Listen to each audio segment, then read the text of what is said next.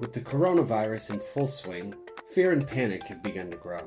In order to reassure my friends and family back home, I've decided to share my real opinions on current news and my daily life here in China. This is Viral Videos with me, Ryan.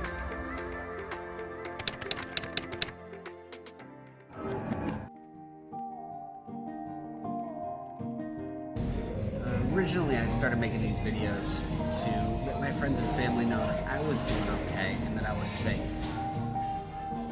But with this virus moving to other countries, I'm the one who started to worry. Oh, hey, Jay, what's going on? The number of infected people is increasing day by day, and we were expecting about 2,000 people, but now it's already over 3,000 people. I've heard that the coronavirus has made its way to California. It has, but it's not anything that's as big or as overblown as you would expect. Has the government officially put any quarantines into effect or shut down any cities yet? The quarantine is being considered only for people whose body temperature is above 38 degrees Celsius. Everyone's still going to work. The only difference in my workplace has been that they've installed a couple of hand sanitizer machines, but there's been nothing actual officially stating, hey, this is a serious problem. The responses worry me a bit, so I'd like to share how the government over here has handled this virus situation.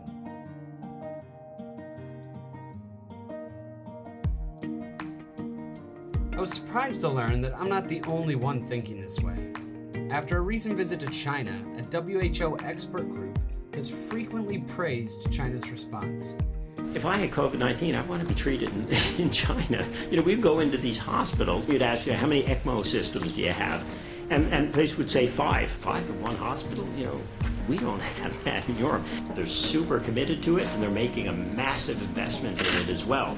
That's not going to be the case everywhere in the world. Overall, the Chinese government has been extremely efficient of controlling every aspect of its country during this outbreak. I think the biggest example of this was the lockdown of Wuhan on January 23rd. A huge trade hub with a population of 15 million closed, and business came to a halt. After Wuhan was quarantined, the medical resources of Hubei province were stretched thin. There weren't enough existing facilities or trained medical staff to handle the stress. So what does China do? Literally the next day, the first aircraft carrying medical personnel arrived in Wuhan. 26 provinces and cities across the country sent workers to Hubei to help where they were needed. If you've watched my second video, you know that China built one field hospital in just 10 days and a second in 12. At the same time, more than 13 makeshift isolation hospitals were quickly built to add additional beds. Simultaneously, vegetables were sent from all across the country, and more than 3,000 factories were working overtime all night making masks.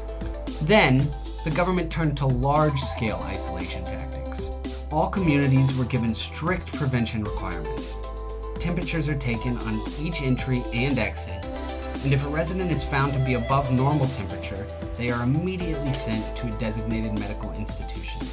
People were told not to gather in groups, and large public areas were shut down. You have to wear a mask.